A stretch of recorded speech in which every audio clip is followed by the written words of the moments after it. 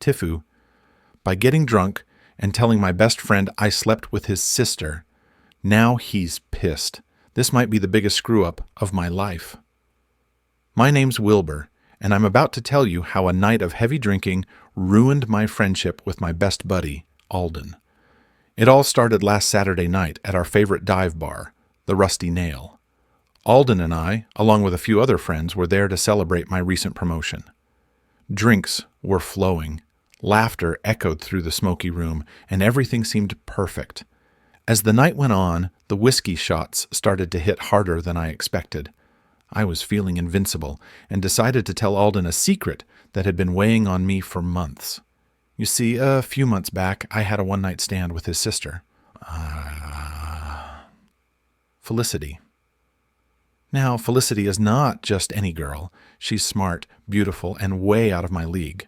But one thing led to another during a family barbecue. And, well, you get the picture. So there I was, drunk as a skunk, thinking it would be a good idea to confess my sins to Alden. I slurred my way through the story, not noticing the shift in his expression from amused to utterly shocked. When I finally got to the part where I said, I slept with Felicity, Alden's face went white as a sheet. The bar fell silent, and I could feel every pair of eyes on us. I knew right then and there that I had just made the biggest mistake of my life. The silence was deafening. Alden just stared at me, his jaw clenched and fists tightening. Then, without a word, he stood up, knocking his chair over, and stormed out of the bar. The rest of our friends looked at me with a mix of pity and disbelief. I felt like I had just been hit by a truck. The rest of the night was a blur as I stumbled home, replaying the scene in my head over and over again. The next morning, I woke up with a hangover from hell and a pit in my stomach. I knew I had to face Alden, but I had no idea how to even begin to fix what I'd done. I sent him a few texts, trying to explain myself and apologize, but all I got in return was radio silence. Days turned into a week, and still no word from Alden. Our mutual friends told me he was pissed and needed space, but I was scared I had lost him for good. In the meantime, I had to face Felicity.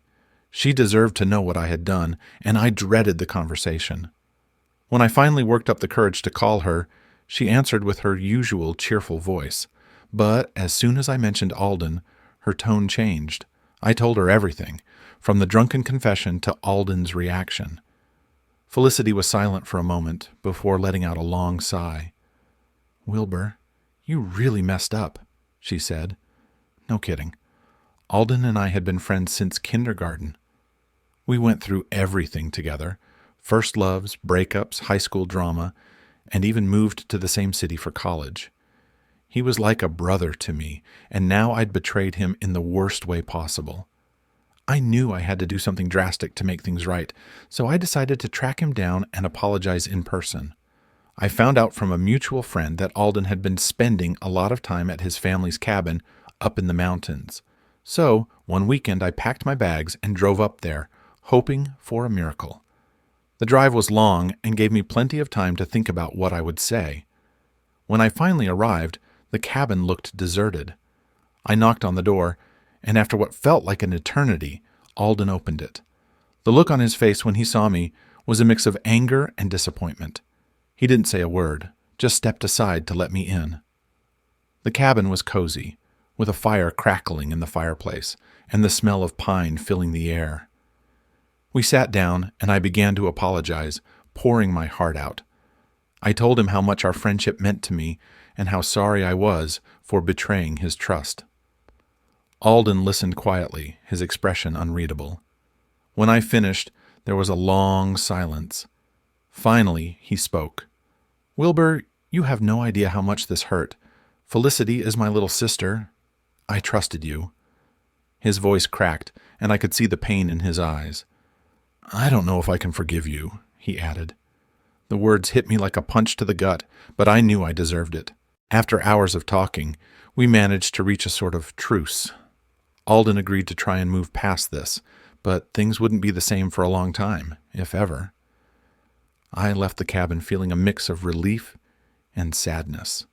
I had taken the first step towards mending our friendship, but the road ahead was long and uncertain. Back in the city, I focused on giving Alden space and working on myself. I threw myself into my job and tried to be a better friend to our group. Felicity and I also had a long talk. She was upset, but surprisingly understanding. She made it clear that while what happened between us was a mistake, it wasn't something that should ruin my friendship with her brother. Months passed, and while Alden and I started hanging out again, there was always an elephant in the room. Our conversations were stilted, and the easy camaraderie we once shared was gone. It hurt, but I kept reminding myself that this was the price I had to pay for my drunken stupidity. One night, our group decided to go camping. Alden was there, and things felt almost normal. We sat around the campfire telling stories and drinking beer. It was a perfect night, and for a moment I thought maybe, just maybe, things could go back to the way they were. But then one of our friends made a joke about Felicity, and the tension came rushing back. Alden's face darkened, and I knew we still had a long way to go. It's been a year since that fateful night at the Rusty Nail. Alden and I are still friends, but there are scars that haven't healed. We've had good times and bad, but we're both committed to working through it. I've learned a lot about the value of trust and the importance of thinking before speaking. Felicity and I have remained friends, and I've made it a point to keep things strictly platonic. She's even started dating someone new, and seeing her happy makes me feel like maybe I did something right in the end. Alden and I still have moments where the past creeps up on us, but we're getting better at dealing with it. We've had some deep talks and shared more than a few beers trying to hash things out. It's a work in progress, but I'm hopeful that one day we'll get back to where we were. So, yeah, TIFU, by getting drunk and telling my best friend I slept with his sister.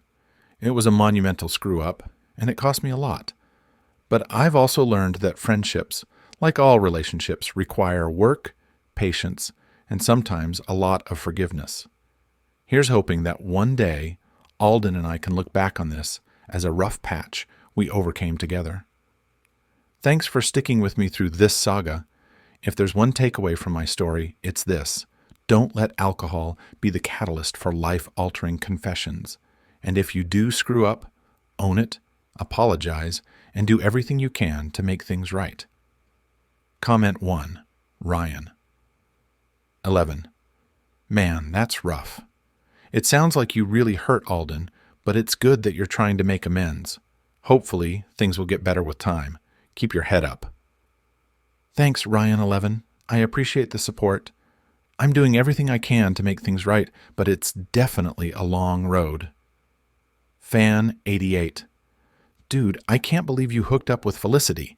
She's always been the untouchable one in our friend group. You really crossed a line there, bro.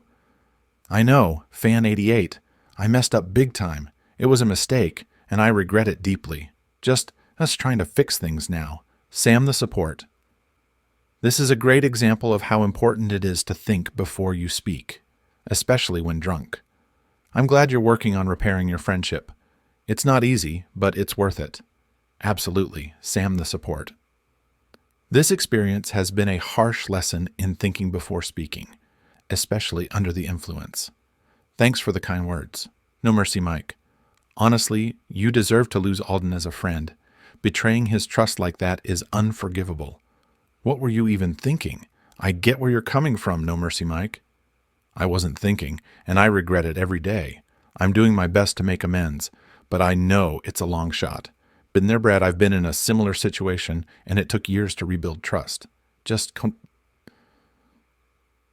keep showing Alden that you're genuinely sorry and committed to fixing things.